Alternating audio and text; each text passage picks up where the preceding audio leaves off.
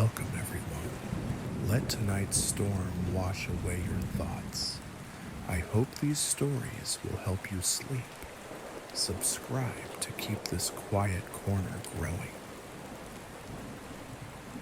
Long ago, in a land of rolling green hills and misty seas, there lived a brave boy named Tristan. His father was a knight, strong and noble, and his mother, a kind-hearted healer who could mend even the deepest wounds. They lived in a small stone castle by the sea, where the waves sang lullabies and the wind carried the scent of wildflowers. But one night, a terrible storm swept across the land. The sky turned black as ink, and the wind howled like a wolf. Rain lashed the castle walls, and the waves rose as high as mountains. Tristan's parents knew they had to leave. "We must sail to safety," his father said, holding baby Tristan close. They boarded a small ship, its wooden planks creaking under the weight of the storm. Tristan's mother wrapped him in a warm blanket, whispering, "Do not cry, my little one. We will find calm waters soon." But the storm was too fierce. The waves crashed over the ship, and the wind tore at the sails. Tristan's parents held him tightly, but the sea was stronger. The waves swallowed the ship, and the storm carried his parents away. When the storm finally passed, the sea was calm once more. On the shore, near the ruins of an old castle, a baby's cry echoed through the mist. It was Tristan, wrapped in his blanket, lying on a bed of soft moss.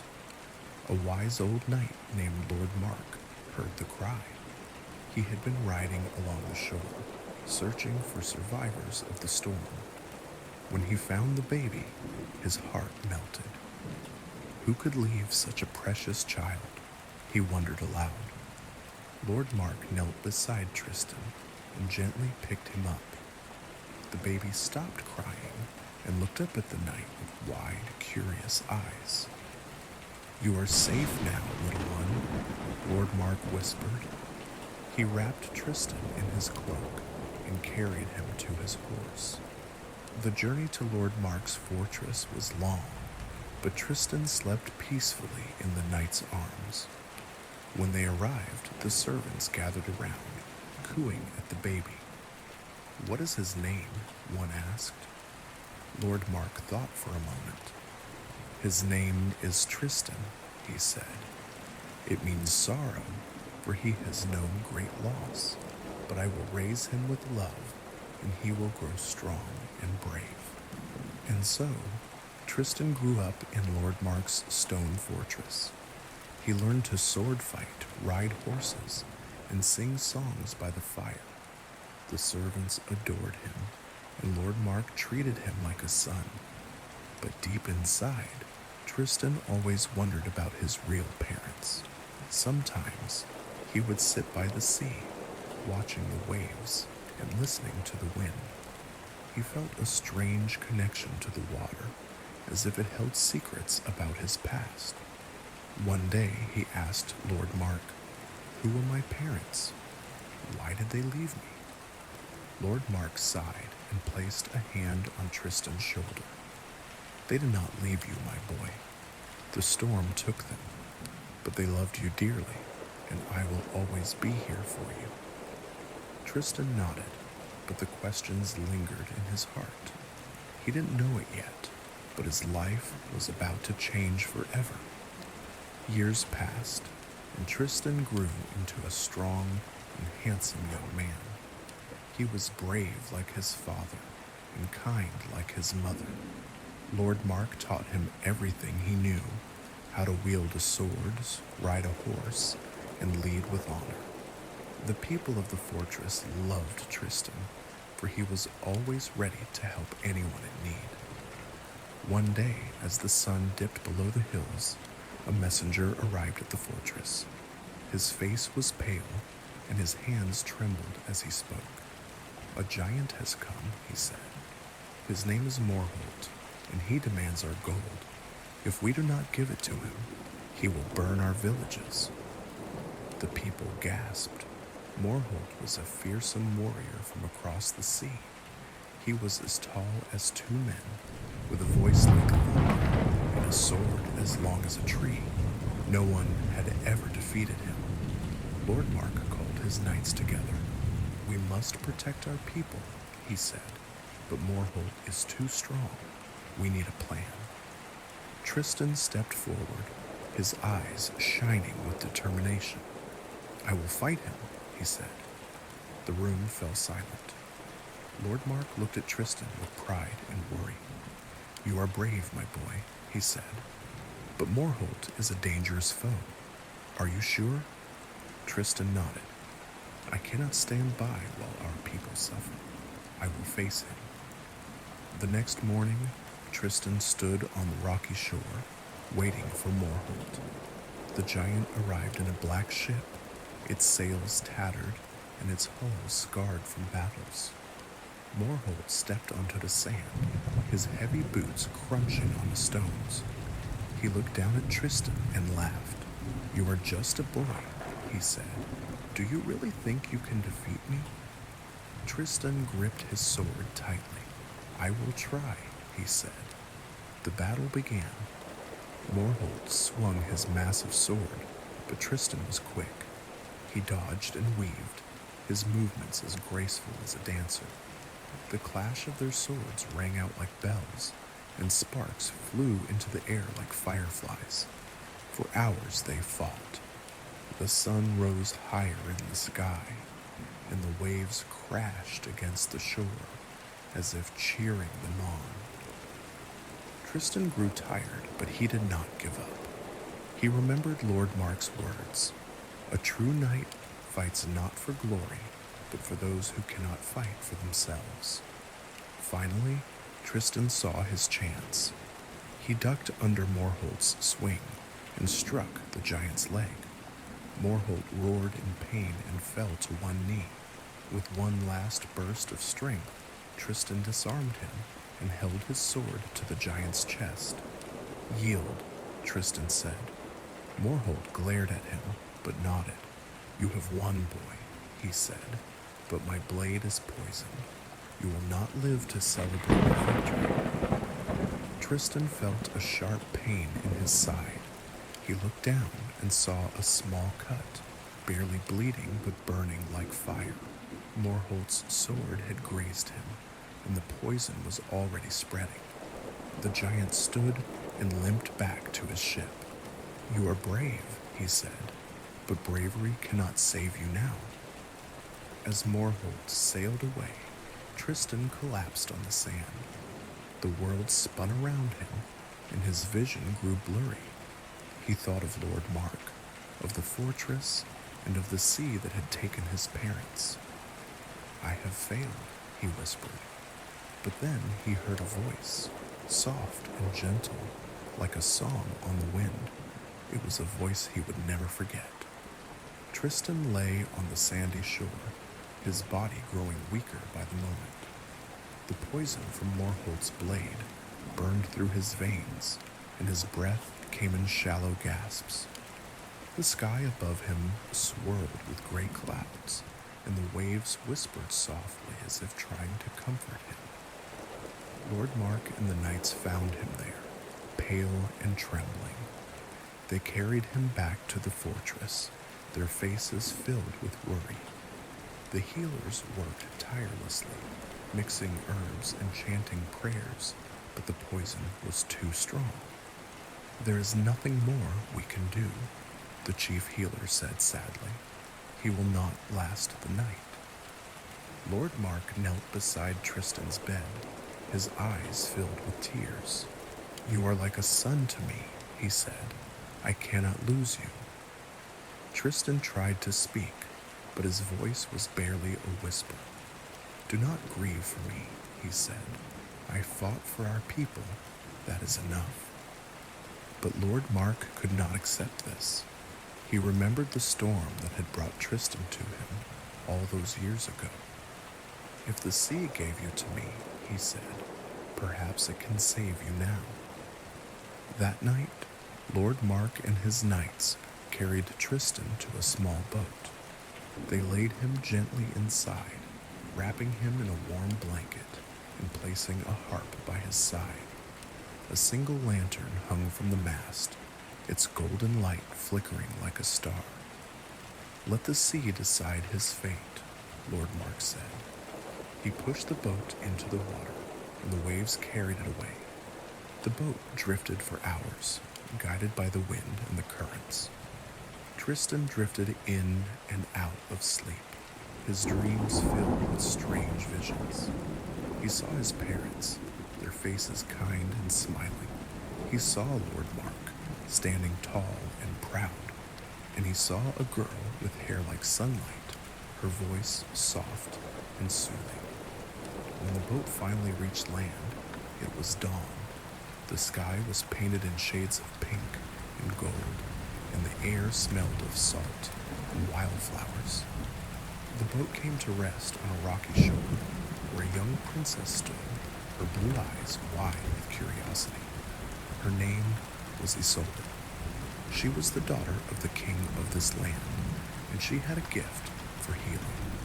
Her mother, the queen, was a powerful healer who knew the secrets of herbs and magic. Isolde knelt beside the boat and gently touched Tristan's forehead.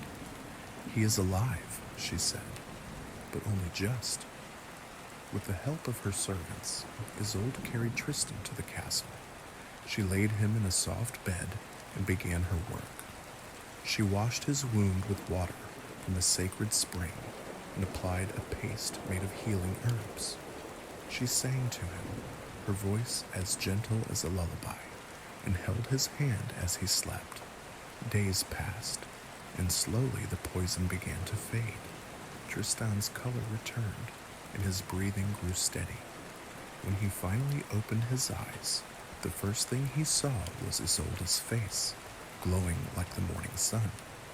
"Where am I?" he asked, his voice weak but clear. "You are safe," Isolde said, smiling.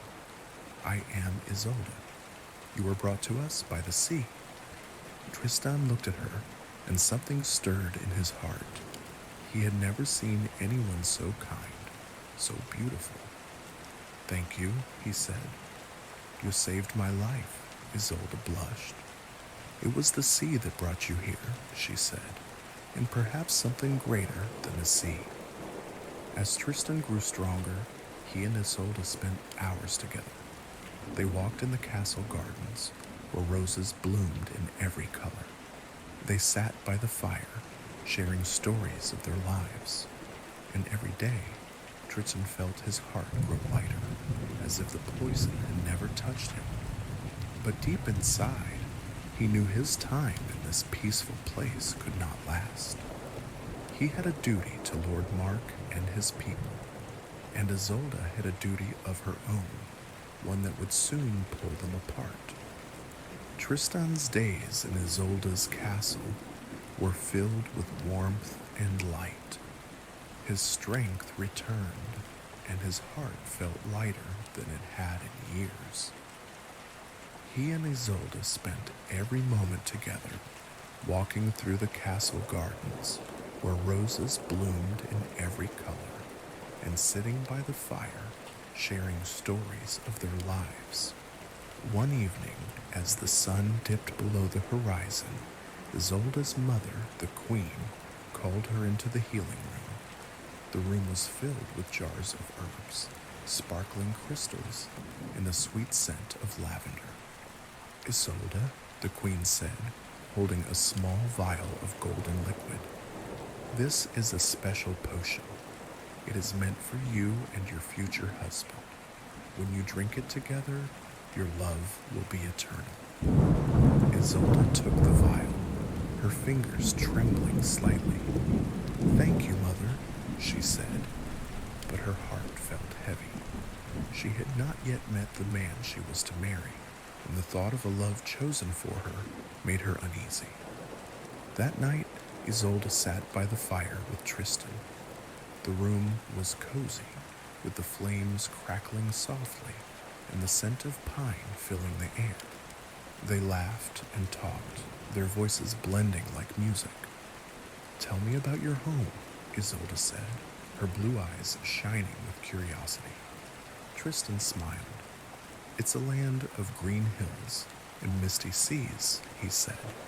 "The waves sing lullabies, and the wind carries the scent of wildflowers." Isolde sighed. "It sounds beautiful. I've never left this castle. My life has always been planned for me." Tristan noticed the sadness in her voice. "What do you mean?" he asked. Isolde hesitated, then showed him the golden vial. "This potion is meant for me and my future husband, but I don't even know who he is. How can I love someone I've never met?" Tristan's heart ached for her. "Love should be free," he said, "not bound by duty." Isolde nodded, her eyes glistening with tears. "I wish I could choose my own path," she whispered. As the fire crackled, Isolde absent-mindedly poured the golden potion into 2 cups. "Let's drink to friendship," she said, handing one to Tristan. They clinked their cups and drank. The potion was sweet like honey and sunlight, but as soon as it touched their lips, something magical happened. Tristan felt a warmth spread through his chest as if his heart had been set ablaze. He looked at Isolde and saw her in a new light, her hair like sunlight, her eyes like the sea. Isolde felt the same. She looked at Tristan and saw his bravery, his kindness, his gentle soul. Her heart swelled with the love she had never known. "Tristan," she whispered, her voice trembling. "Isolde," he replied, his eyes filled with wonder. For a moment, the world stood still.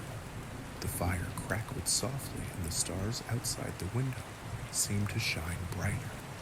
They knew, without a doubt, that they were meant to be together. But then, reality came crashing back. Isolde gasped. "The potion!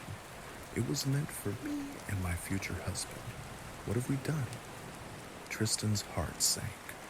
"We didn't know," he said. "But now I cannot imagine a life without you." Isolde's eyes filled with tears. "Nor can I," she said. "But my duty is to marry the man chosen for me.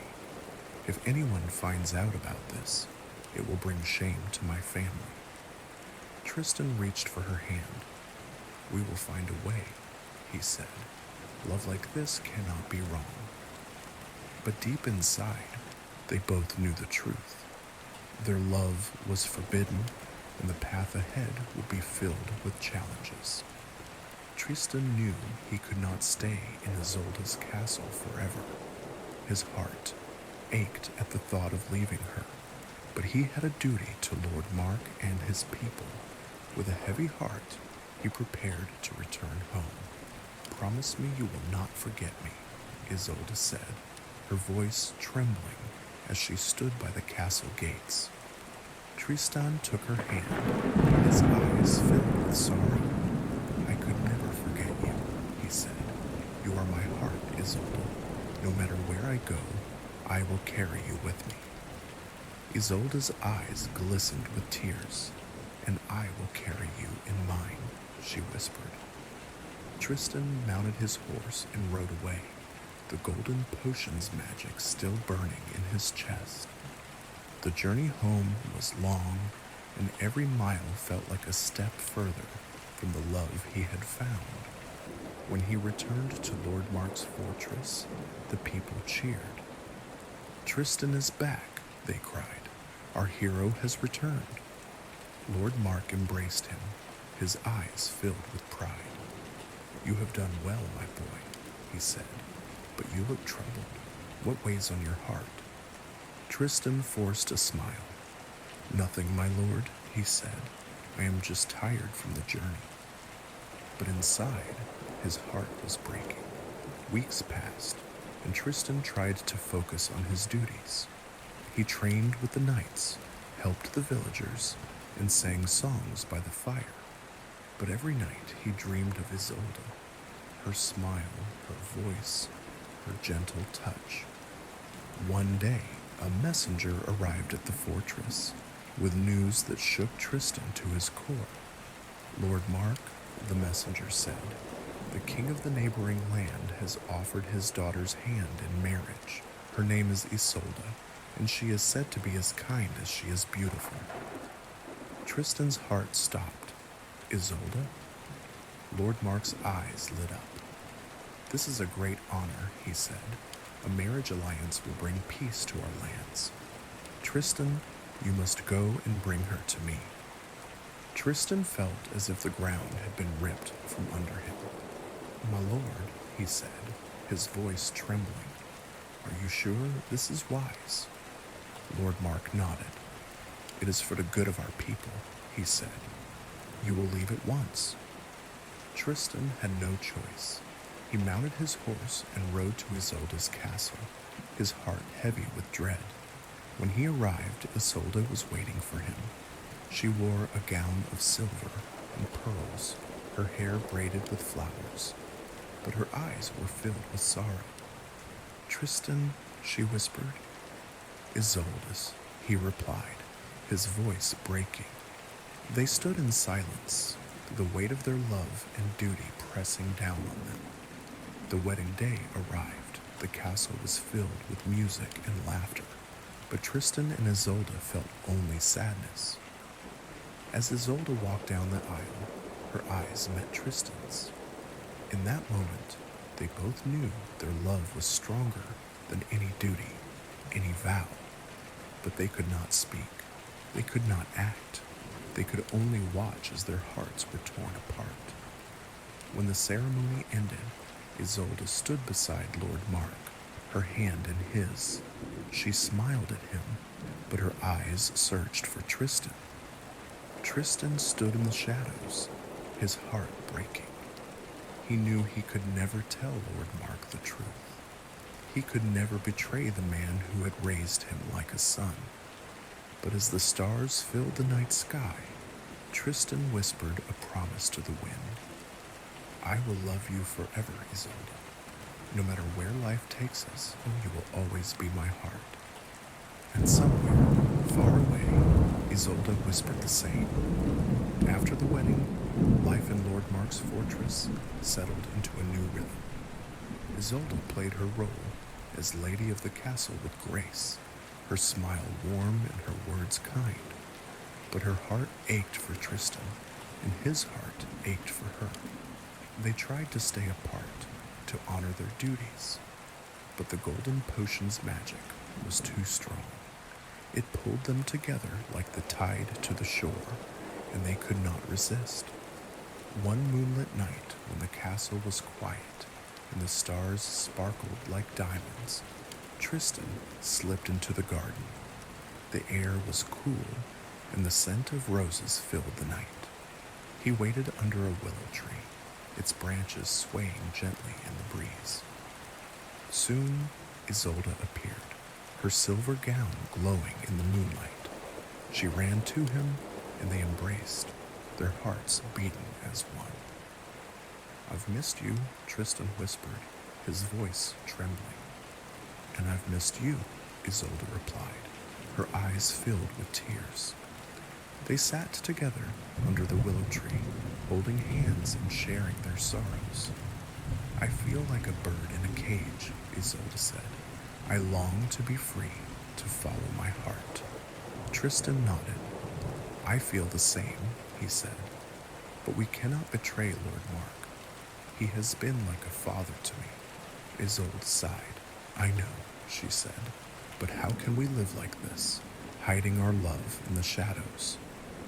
Tristan had no answer.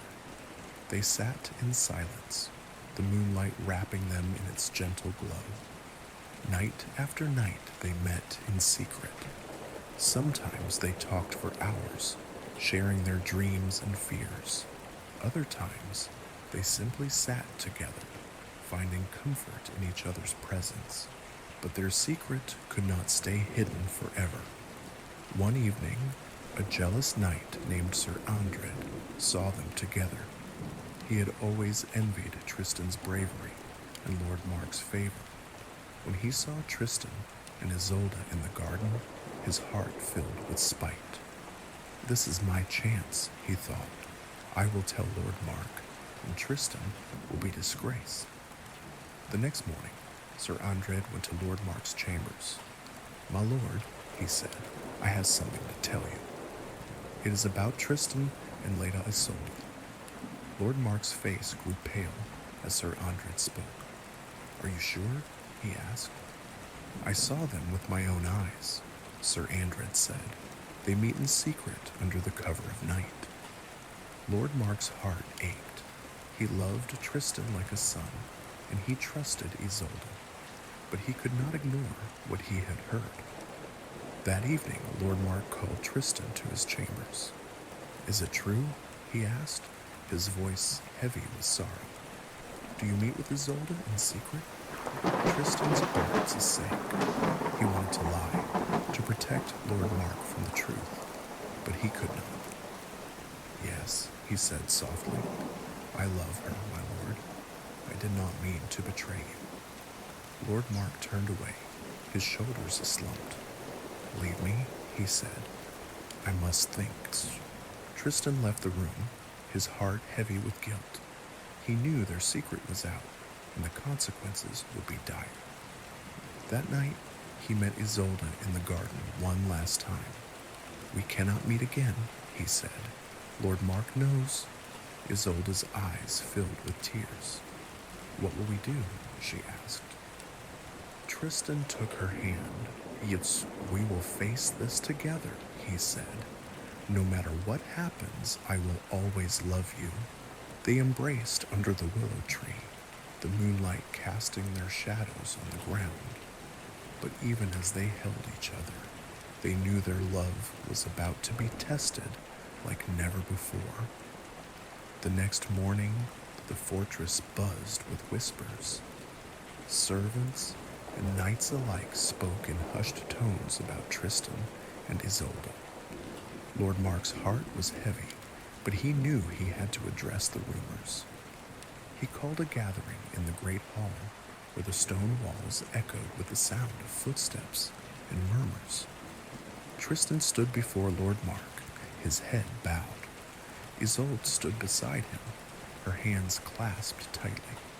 The air was thick with tension, and the flickering torchlight cast long shadows on the floor. Tristan, Lord Mark began, his voice steady but filled with sorrow. You have been like a son to me. Is it true that you have betrayed my trust? Tristan looked up, his eyes filled with regret. My lord, he said, I never meant to hurt you, but my heart belongs to Isolde. I cannot deny it. Lord Mark turned to Isolde. And you, my lady, do you share these feelings? Isolde nodded, her voice soft but firm. I do, my lord. Tristan and I love each other. We did not plan for this, but it is the truth. The room fell silent. Lord Mark's face was a mask of pain and confusion. He loved Tristan and Isolde both, but their love threatened the peace of the kingdom. Sir Andred stepped forward, his eyes gleaming with malice. My lord, he said, they have betrayed you. They must be punished. Lord Mark held up a hand. Enough, he said. I will decide what is to be done.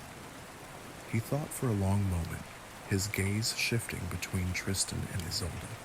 Finally, he spoke. There will be a trial, he said. Isolde, you must swear your innocence before the court. If you are found guilty, the consequences will be severe. Isolde's heart raced. She knew she could not lie, but she also could not betray Tristan. That night, she prayed for guidance, her hands clasped tightly as she knelt by her window. But the next day, the trial began. The great hall was filled with people, their eyes fixed on Isolde as she stood before the court. Lord Mark sat on his throne, his face unreadable. Isolde, he said, do you swear that you have been faithful to me? Isolde took a deep breath. I swear, she said, her voice clear and strong. Sir Andred sneered. She lies, he cried. I saw them together. Lord Mark's eyes narrowed. Is there proof? He asked. Sir Andred hesitated. I have no proof, he admitted. Lord Mark turned to Isolde. Is there anything you wish to say? Isolde nodded. My lord, she said, I ask for a test of truth. Let me walk through fire, or let me swear on the sacred stones. I will prove my innocence. The crowd murmured in surprise. Such tests were rare and dangerous, but Isolde's courage was undeniable. Lord Mark considered her request. Very well, he said. You will undergo a test, but know this, if you fail, the consequences will be dire. Isolde nodded, her heart pounding. She knew the risks, but she also knew she had no choice. That night, Tristan found her in the garden. Isolde, he said, his voice filled with worry. You don't have to do this. I can leave. I can go far away, and you can be free. Isolde shook her head. No, she said. I will not let you go. We will face this together. Tristan took her hand, his eyes filled with love. Then I will be with you, he said, no matter what happens. The next morning, the test began. Isolde stood before a pit of hot coals, her heart steady. She took a deep breath and stepped forward, her faith in her love guiding her. The next morning, the fortress buzzed with whispers. Servants and knights alike spoke in hushed tones about Tristan and Isolde. Lord Mark's heart was heavy, but he knew he had to address the rumors. He called a gathering in the great hall where the stone walls echoed with the sound of footsteps and murmurs. Tristan stood before Lord Mark, his head bowed. Isolde stood beside him, her hands clasped tightly. The air was thick with tension, and the flickering torchlight cast long shadows on the floor. Tristan, Lord Mark began, his voice steady but filled with sorrow. You have been like a son to me. Is it true that you have betrayed my trust? Tristan looked up, his eyes filled with regret. My lord, he said, I never meant to hurt you, but my heart belongs to Isolde. I cannot deny it. Lord Mark turned to Isolde. And you, my lady, do you share these feelings? Isolde nodded, her voice soft but firm. I do, my lord. Tristan and I love each other. We did not plan for this, but it is the truth. The room fell silent. Lord Mark's face was a mask of pain and confusion. He loved Tristan and Isolde both, but their love threatened the peace of the kingdom. Sir Andred stepped forward, his eyes gleaming with malice. My lord, he said, they have betrayed you. They must be punished. Lord Mark held up a hand. Enough, he said. I will decide what is to be done. He thought for a long moment, his gaze shifting between Tristan and Isolde. Finally, he spoke. There will be a trial, he said. Isolde, you must swear your innocence before the court. If you are found guilty, the consequences will be severe. Isolde's heart raced. She knew she could not lie, but she also could not betray Tristan. That night, she prayed for guidance, her hands clasped tightly as she knelt by her window. The next day, the trial began. The great hall was filled with people, their eyes fixed on Isolde as she stood before the court. Lord Mark sat on his throne, his face unreadable. Isolde, he said, do you swear that you have been faithful to me? Isolde took a deep breath. I swear, she said, her voice clear and strong. Sir Andred sneered. She lies, he cried. I saw them together. Lord Mark's eyes narrowed. Is there proof? He asked. Sir Andred hesitated. I have no proof, he admitted, since Lord Mark turned to Isolde. Is there anything you wish to say? Isolde nodded. My lord, she said, I ask for a test of truth. Let me walk through fire, or let me swear on the sacred stones. I will prove my innocence. The crowd murmured in surprise. Such tests were rare and dangerous, but Isolde's courage was undeniable. Lord Mark considered her request. Very well, he said. You will undergo a test. But know this, if you fail, the consequences will be dire. Isolde nodded, her heart pounding. She knew the risks, but she also knew she had no choice. That night, Tristan found her in the garden. Isolde, he said, his voice filled with worry.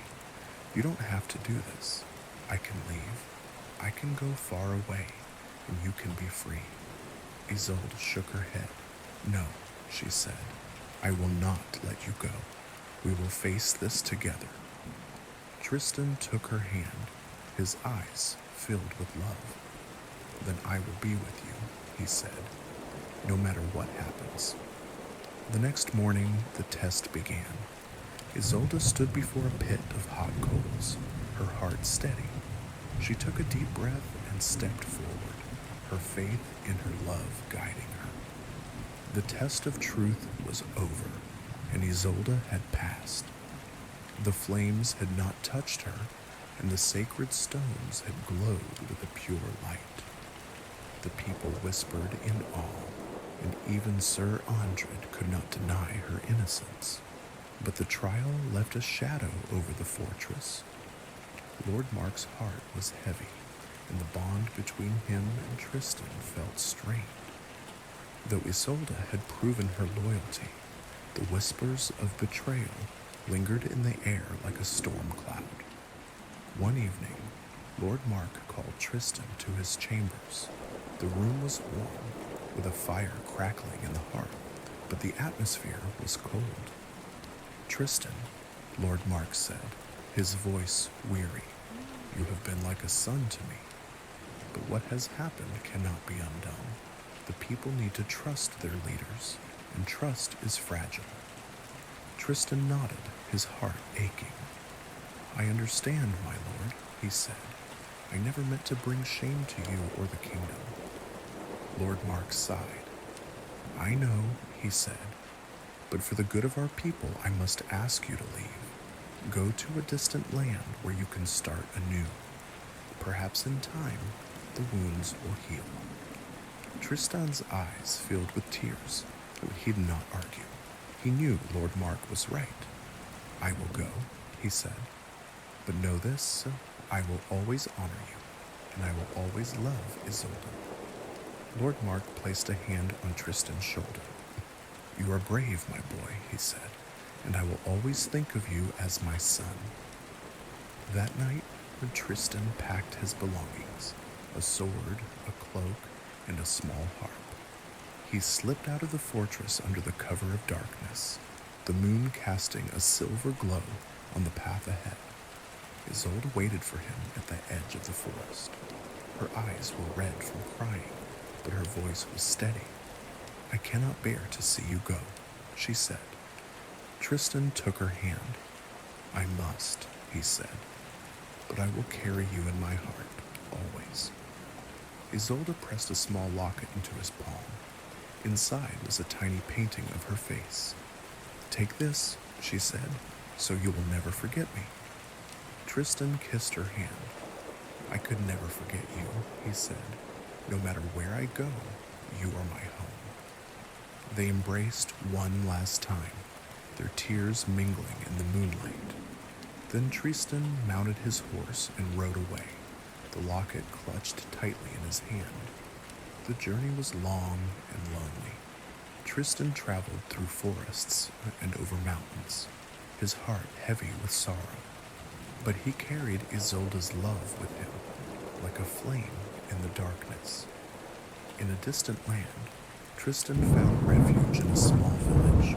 The people were kind, and they welcomed him as one of their own. He fought bravely to protect them, and his songs brought joy to their hearts. But every night as the stars filled the sky, Tristan would sit by the fire and open the locket.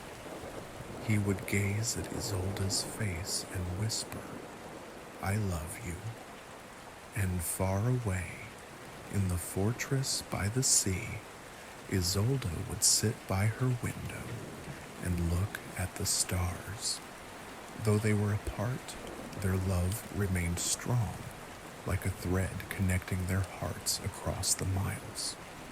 Years passed, and Tristan became a hero in the distant land where he had found refuge. He fought bravely to protect the villagers, and his songs brought joy to their hearts. But every night as the stars filled the sky, he would sit by the fire and open the locket Isolde had given him. Her face, painted so delicately, reminded him of the love they had shared. One day, as Tristan rode through the forest, he was ambushed by bandits. Though he fought valiantly, he was struck by a poisoned arrow. The wound burned like fire, and he knew he did not have much time. The villagers carried him to a healer, but the poison was too strong. "There is nothing we can do," the healer said sadly. "He will not last the night." Tristan's heart ached. He thought of Isolde, of her smile and her gentle touch. "I must see her one last time," he whispered. He sent a messenger to Isolde, carrying a letter written in his trembling hand. "My love, I am wounded and cannot live much longer. Please come to me, so I may see your face one last time." When Isolde received the letter, her heart broke. She did not hesitate. She slipped out of the fortress in the dead of night, her cloak wrapped tightly around her. She rode through forests and over mountains, her heart pounding with fear and hope. Meanwhile, Tristan grew weaker. The villagers stayed by his side, their faces filled with sorrow. "You have been a true friend," one said. "We will never forget you." Tristan smiled weakly. "Thank you," he said, "but my heart belongs to another. I must see her before I go." The villagers nodded, their eyes filled with tears. Finally, after days of riding, Isolde arrived. She ran to Tristan's side, her face pale and her eyes filled with tears. "Tristan," she whispered, taking his hand. Tristan's eyes lit up. "Isolde," he said, his voice weak but filled with love. "You came?" Isolde nodded, her tears falling onto his hand. "I could not stay away," she said. "I love you, Tristan, that I always have." Tristan smiled, his heart swelling with joy. "And I love you," he said. "You are my heart, Isolde, my home." They sat together, holding hands and sharing their sorrows. The villagers left them alone, their hearts heavy with grief. As the sun set, casting a golden glow over the land, Tristan's breathing grew shallow. "Isolde," he whispered, "promise me you will be happy. Promise me you will live a full life." Isolde nodded, her voice trembling. "I promise," she said, "but I will never forget you, Tristan. You will always be a part of me." Tristan smiled one last time, his eyes closing as his soul flew to the stars. Isolde held his hand, her heart breaking as she whispered, "I love you." The villagers buried Tristan under a willow tree, its branches swaying gently in the breeze. Isolde stayed by his grave, her tears watering the earth. That night, as the stars filled the sky, Isolde lay beside Tristan's grave and closed her eyes. Her heart, so full of love and sorrow, could not bear to go on. And so she joined Tristan in eternal sleep, their love forever united in the stars. The villagers buried Isolde beside Tristan, under the willow tree where he lay. They placed a stone marker at the head of the grave, carved with their names and the words, "Love stronger than death." Thank you for spending this time with me. The story may be over, but the gentle rain will keep you company a little longer. Let it wash away the worries of the day. Rest well, and I'll see you in the next video. Don't forget to subscribe and share your thoughts. Good night.